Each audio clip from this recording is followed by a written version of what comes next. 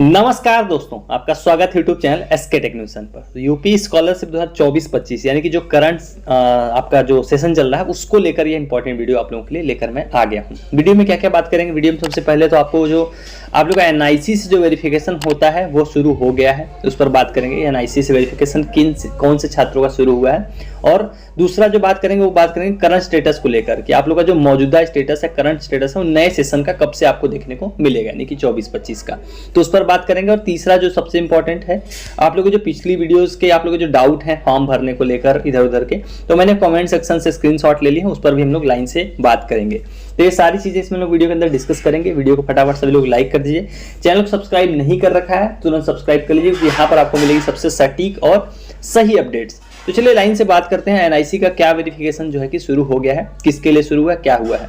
तो देखो, जो ओबीसी वाले छात्र हैं उनके लिए जो है कि एनआईसी का जो वेरिफिकेशन है वो शुरू हो गया है। एनआईसी का वेरिफिकेशन मतलब क्या होता है कि आप लोग जब फॉर्म भरते हो उसके बाद वो जाता है आपके कॉलेज के पास, कॉलेज के उसको फॉरवर्ड करता है, तो कॉलेज से फॉरवर्ड होकर एनआईसी के पास जाता है, यानी कि जो लखनऊ है वहाँ पीएफएमएस सॉफ्टवेयर से यहाँ पे आपकी डिटेल चेक करते हैं।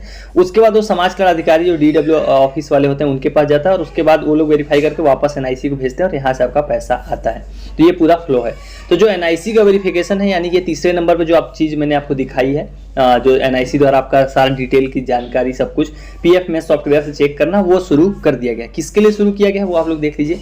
तो ये जो शुरू किया गया ये 9, 10, 11, 12 के ओबीसी के छात्रों के लिए शुरू हुआ है, अभी और किसी वर्ग के लिए नहीं किया गया है। 9, 10, 11, 12 जो ओबीसी के छात्र हैं उनका जो है कि एनआईसी वेरिफिकेशन शुरू कर दिया गया है। ये मैं ऑफिशियल जो आप लोग के सामने वो है टाइम टेबल है उसके हिसाब से बता रहा हूँ।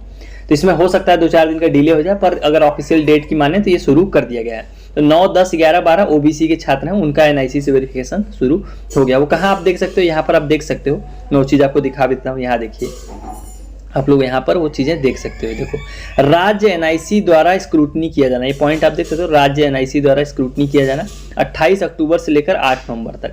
लेकिन आप लोगों को मालूम है कि डेट थोड़ा बढ़ा दिया गया फॉर्म भरने को लेकर, तो इसकी वजह से इस डेट में थोड़ी सी फ्लेक्सिबिलिटी और आ गई है। 28 अक्टूबर की जगह पे समझ लो कि आज जैसे 2 नवंबर हो गया, तो हो सकता है 5 नवंबर से ये चीज़ शुरू हो जाए, तो थोड़ा सा एक हफ्ता इसको आगे मान के आप चलो। तो जो एनआईसी द्वारा स्क्रूटनी किया जाना है वो 28 अक्टूबर से 8 नवंबर तक था। ये ऑफिशियल डेट है, लेकिन मैंने अभी आपको बताया कि डेट बढ़ा दी गई, तो इसमें आप एक हफ्ते का और भी टाइम मान के चल सकते हो। तो स्क्रूटनी करते हैं, उसमें क्या देखो यहाँ पर आप लोग पढ़ भी सकते हो। पीएफएमएस सॉफ्टवेयर से सत्यानुपरांत डेटा वापस किया जाना एवं एनआईसी की राज्य इकाई में निर्धारित विभिन्न बिंदुओं पर परीक्षण किया जाना तथा शुद्ध एवं संदेहास्पद डेटा को अलग अलग करना, मतलब जो भी फॉर्म सही है उसको अलग करना, जो गलत है जिसमें कुछ इनको डाउट होगा उसको अलग करना। और इन दोनों को ये लोग अलग करेंगे। ये देखो पूरा 28 अक्टूबर से लेकर 8 नवंबर तक होना था, लेकिन आप एक वीक का इसमें और भी जो है कि आप डिले मान सकते हो।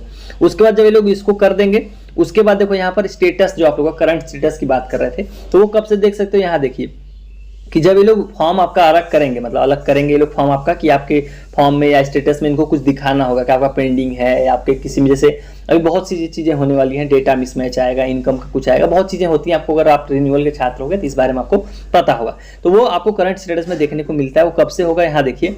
देखो, स्क्रूटनी के पश्चात संदेहास्पद या त्रुटिपूर्ण आवेदनों को छात्र के स्तर से सही कराना। तो यहाँ पर देखिए, यहाँ पर आप देखो लॉगिन उपलब्ध कराया जाना, इसी में यहाँ लिखा हुआ है देखो कि शुद्ध डेटा को सत्यापन हेतु जिला पिछड़ा वर्ग कल्याण अधिकारी के लॉगिन पर उपलब्ध कराया जाना, और जिनमें कुछ दिक्कत हो उनको छात्रों के जो है कि चीजों पर दिखाया जाना। देखो, संदेहास्पद डेटा को कारणों सहित छात्र विद्यालय के लॉगिन पर प्रदर्शित किया जाना, मतलब जब ये लोग एनआईसी आपका स्क्रूटनी कर लेगा उसी टाइम से करंट स्टेटस भी आपका दिखने लग जाएगा। तो ये जल्द ही आपको देखने को मिलेगा। 2 नवंबर हो गया, आप समझ लो कि एक वीक के अंदर मैक्सिमम आप लोग को अपना करंट स्टेटस धीरे धीरे दिखना शुरू हो जाएगा, क्योंकि एनआईसी की स्क्रूटनी जो है कि शुरू हो गई है।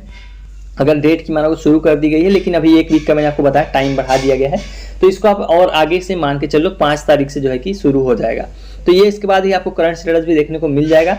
तो जितने लोगों ने आप लोगों ने फॉर्म भरा है, ओबीसी के छात्र हैं 9, 10, 11, 12, आपका मौजूदा स्टेटस दिखने वाला है, और आप लोग को जो है कि करेक्शन का भी मौका देने जा रहे हैं लोग। करेक्शन का कब से मौका मिलेगा, यहाँ पर आप लोग वही देख सकते हो। यहाँ देखिए, सही करना जो आप देख रहे हो ना, इस करेक्शन किसको बोलते हैं, आप अपने फॉर्म को दोबारा से सही करते हैं, तो वही चीज यहाँ पर 6 नंबर पॉइंट पे लिखी हुई है कि एनआईसी की स्क्रूटनी के पश्चात, मतलब लोग स्क्रूटनी कर लेंगे उसके बाद संदेहास्पद या जो त्रुटिपूर्ण आवेदनों को छात्रों के स्तर से सही करना, मतलब आपको दोबारा करेक्शन करना, वो 5 नवंबर से लेकर 11 नवंबर तक जो है कि ऑफिशियल टाइम है। लेकिन इसमें आप ये समझ लो कि 5-7 दिन का डिले ही है, तो ये और आगे आप मान सकते हो, लेकिन ज़्यादा दिन नहीं है।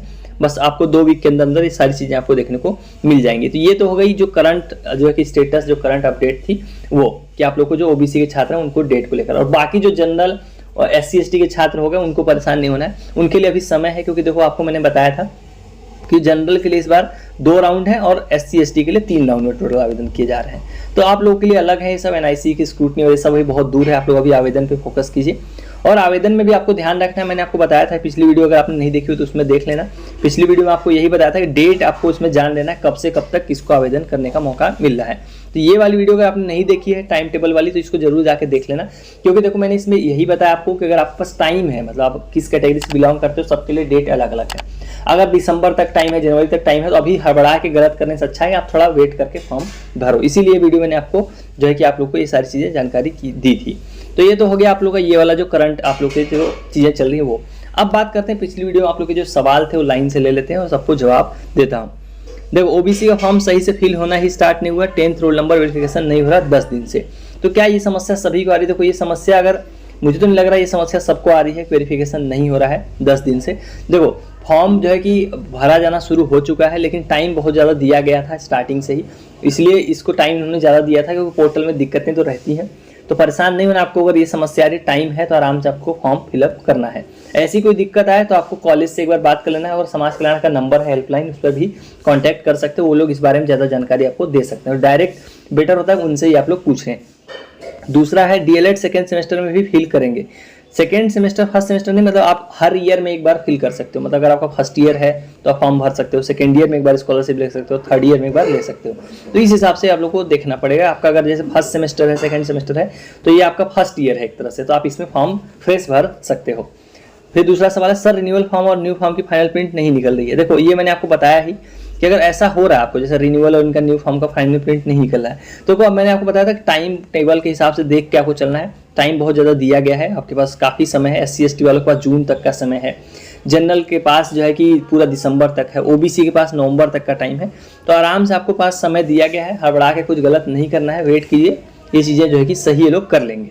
अगर नहीं भी कर पाते, जैसे मान लो डेट पास आ जाती है, आपको लग रहा होगा डेट पास आ रही है जैसे OBC की, और पोर्टल से आपकी चीज़ें सही नहीं होती, लोग दोबारा उसको एक्सटेंड करेंगे ही करेंगे। पूरा चांस है कि OBC का भी लोग दिसंबर तक एक्सटेंड करेंगे। फर्स्ट टाइम जो स्कॉलरशिप फॉर्म फिल कर रहा है वो रिन्यूअल लॉगिन नहीं करेगा ना, बस फिर देखो अगर फर्स्ट टाइम करो तो सिंपल सी बात है, रिन्यूअल के लिए आपके पास कोई डिटेल है नहीं, आपको क्या करना पड़ेगा, फ्रेश रजिस्ट्रेशन ही करना पड़ेगा। तो आपको फ्रेश करके ही फ्रेश वाले लॉगिन पे चीज़ें जो है कि आपको फिलअप करनी पड़ेंगी। और आगे आप लोग के सवाल ले लेते हैं।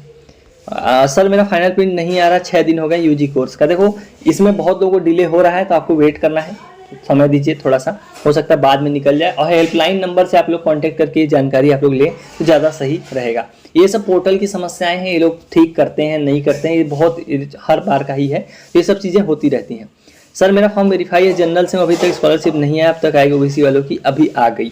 देखो OBC SC ST इन सबकी आ गई। देखो अब उम्मीद बहुत कम हो गई है, जो पिछले साल के आप लोग छात्र हैं 23-24 वाले की स्कॉलरशिप आपकी नहीं आई है, तो जिनकी आनी थी मैक्सिमम लोगों की आ गई है, अब नहीं आई है, तो उम्मीद लगभग आप लोगों के लिए खत्म जो है कि हो चुकी है। तो ये आप लोगों के कुछ सवाल थे जो मैंने लगभग सारे ले लिए जो पिछली वीडियो में थे। और आपके कोई डाउट हो तो इस वीडियो के कमेंट सेक्शन में भी आप लोग कमेंट में अपने सवाल पूछ सकते हैं। अगली वीडियो में इसी तरह से उनको भी कवर कर लिया जाएगा। सो चलिए गाइस, वाली वीडियो में इतना ही। Thank you for watching, stay tuned to SK tech innovation.